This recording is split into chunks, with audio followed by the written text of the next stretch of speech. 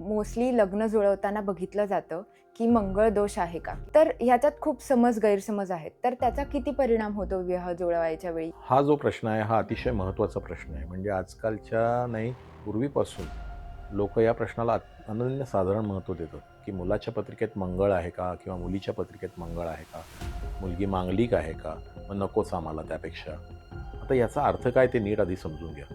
पत्रिकेमध्ये मंगळ असणं म्हणजे अग्नीचा किंवा उष्णतेचा प्रभाव असणं. पत्रिकेतल्या प्रथम, द्वितीय, चतुर्थ, सप्तम, अष्टम आणि 12व्या स्थानात मंगळ असेल, तर टेक्निकली आपण म्हणू शकतो की या पत्रिकेत मंगळ प्रभाव आहे किंवा मंगळ दोष आहे. ही त्याची झाली डेफिनेशन.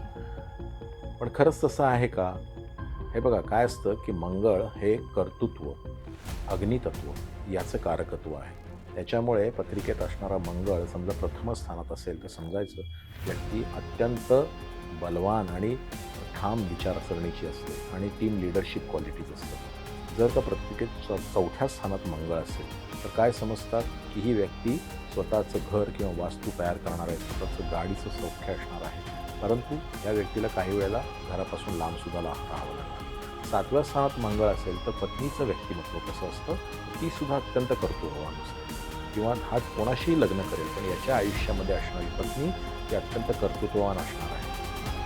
पत्नीला थोडेसे आरोग्याचे म्हणजे उष्णतेचे त्रास असतात. 8व्या स्थानात मंगळ असतो, त्यावेळी व्यक्ती इंजिनिअरिंग क्षेत्रामध्ये किंवा सखोल ज्ञान ज्याच्यामध्ये असतं त्याच्यामध्ये उतरतो आणि यशस्वी होतो.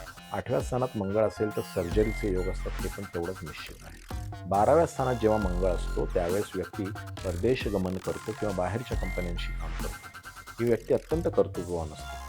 काही वेळेला याच्यातून खर्च पण जास्त होतो. म्हणजे थोडक्यात सांगायचं की फक्त मंगळावरनं तुम्ही एवढा मोठा दोष ह्या अयशस्वी होणारे हे सांगण्याचं